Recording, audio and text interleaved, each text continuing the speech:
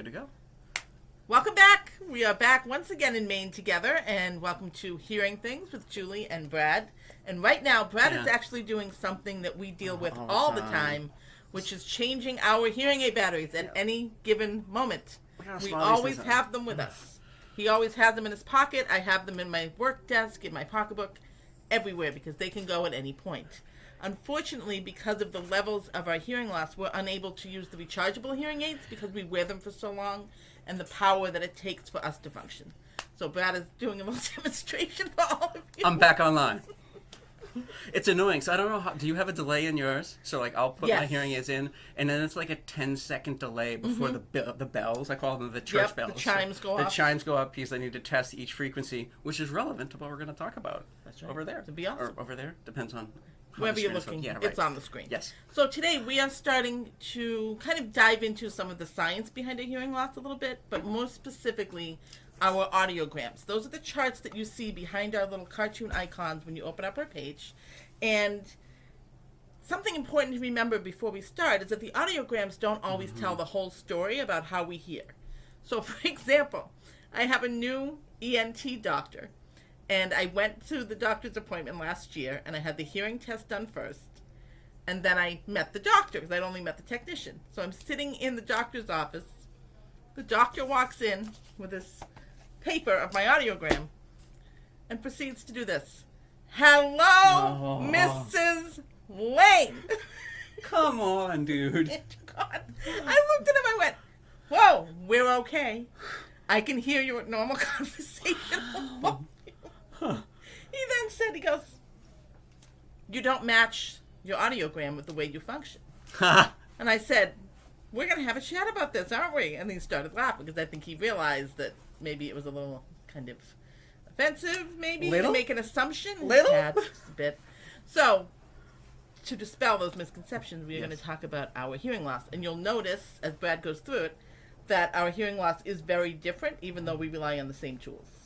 And as always, this is just our perceptions, representations, experiences.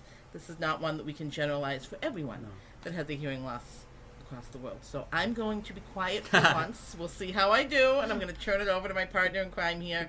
I will sit silently, I promise. I don't believe that. You're right. Go. All right. All right. So I'm just going to start off, becoming hearing empowered. I think I had it as my book choice a couple of episodes ago. And so I'm going to start us off with the hearing test, something that Ms. Ryback says. I think it was too good not to quote. So these are not my words. So it is important to know that even though the audiogram can inform you about the speech sounds that you will have the greatest difficulty hearing, it does not inform you of how well you will comprehend speech in noisy everyday environments. The audiogram does not take into account the cognitive effects experienced by the deaf, capital D, which is completely deaf, or lowercase, which is us, and hard of hearing people due to listening fatigue. And that we'll get into that later. For a person with hearing loss, there are many factors that go into understanding speech at any given moment, such as the proximity to the speaker, prior knowledge of the topic, ability to focus, amount of interfering background noise, cognitive energy spent filling in the blanks, current functioning of hearing devices, so like with my one aid done, it would be really hard, and assistive technology, and the list goes on.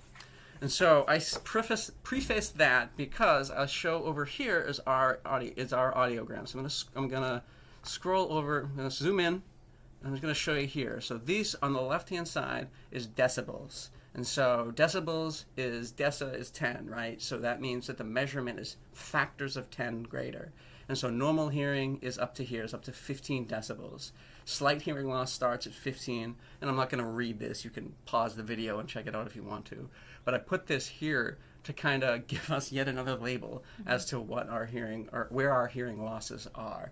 And so if I scroll over a bit, this is Julie's. And so you can see that she starts at the low frequencies, which I'll get to in a second.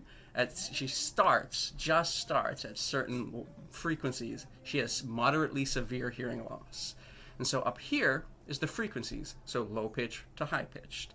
And here is what I really wanted to focus on, is this is what's called the speech banana. And so this is where normal speech happens. And so you'll see that you have different letters plotted on different points on the graph. And so the J is usually at 30 decibels, 250 hertz.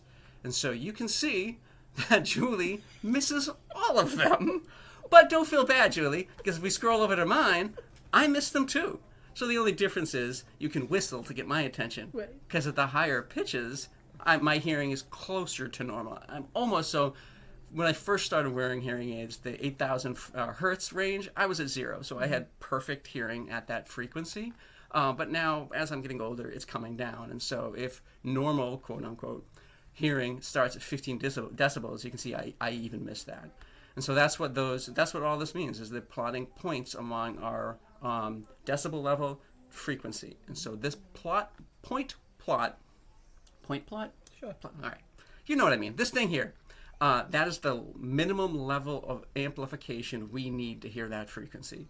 So we're pretty close to the 250 frequency. So I need 60 decibels to be able to hear it. And so this is right and left ears. So I think red is right and blue is left ear.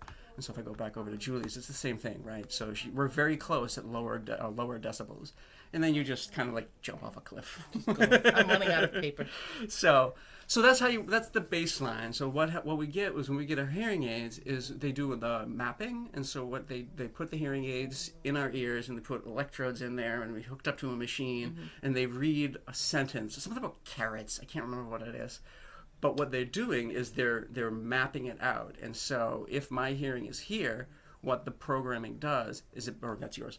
Yep. Same thing, right? So what it'll do is it'll bring it up a little further. And so the hearing aids amplify up to a certain point. And that's very important because if the hearing aid amplifies too much, we could lose more hearing. Exactly. And so that's why there's something called personal amplifying devices or something like that. Something like that. Yeah. It is just it's a set of headphones with a microphone, and so it amplifies everything for people who don't want hearing aids. And personally, I think it's so dangerous to do that. I agree. Because they don't have the control that the hearing aids do. So, like, if the amplifier boosts this 70 decibel, 250 all the way up here, you're going to go deaf, because permanent hearing loss can start. I believe it's at 90 decibels, like 15 minutes at 90 decibels. Yep. So it's so dangerous. So this just kind of gives us a sense for what we're going to be able to hear in perfect conditions. Well, that's why I wanted to start with that long quote, is because these tests happen in an isolation booth. And so there's no sound besides what we're hearing. We have to take our hearing aids out, obviously, because you don't want to do a test with amplification. There, right. So that's where the minimum threshold, but that doesn't account for reality, essentially. Right? Exactly. So Background noise. Right now, Rocky is roaming around, and I hear him. So like little snuffles, which I miss so much. So like I don't have that in the booth, so I don't have the background noise to mask the information I'm trying to hear when like Julie's talking or I'm listening to music. So that's basically, so in a nutshell, right? You have on the x-axis, you have is X that way? Y? I don't know. Yeah, okay. This one going up. I only go up to third grade math. Yeah, We same. don't do plotting until the same. spring. All right. It's the whole thing. So up and down. Pick one. Up and down is decibels, and the lower you get, the louder it is, and then left to right is the frequency. And so this is loudness and pitch. And so that's what it means, and that's how we start to hear. And so that is in a very, very stripped down way, because neither one of us have degrees in any kind of science. So please use this as just a primer. If you're interested in learning more, you can ask your PCP, your primary care physician. You should have a test done. Usually it's just like a whisper or something, but part of your physical should be a hearing test. And so if you're concerned about it, or you know somebody who's concerned about it, get the test. I think I mentioned in one of the previous episodes, I hate this test. I hate it so much. My palms sweat. And the first time I had it, I didn't finish it because I was 5 and crying too much. And that trauma, every time I need new hearing aids, I have to do this to see where it's changed. It's terrifying, and I'm talking. I'm sorry. I knew I could Go make do it. it. No, you did good. You did good. So it's terrifying and so important at the same time. And I personally have to find the humor in it, because my last one that I had, I entered the booth, I sat down, and I'm waiting. Oh. And I'm looking around, and I'm like, when are they going to start this thing? How long is this going to take? I said to my audiologist, I said, Are we gonna get going here? She's like, it's been going. Oh. You just can't hear the beeps. I started laughing because we have to find the funny in this or you go crazy. But there is an emotional piece that comes with it. It really is upsetting, especially with the degenerative loss that what I have. I mean, I'm running out of paper, so I'm not quite sure what's going to happen next year with these lines. But the hope is that technology keeps outpacing the weight of my loss. So we're going to hold on to that hope for now. Yeah. But it's scary, but it's so important. Please, please, please get your hearing checked. Yeah. Yeah, because it's only going to get worse over time, right? If you don't get that amplification that's keeping a cap on what you can hear, you're going to go deaf because you're going to keep turning it up. Yeah. And I think, what is it? I think it's like 75% of people 71 years or older have some degree of hearing loss.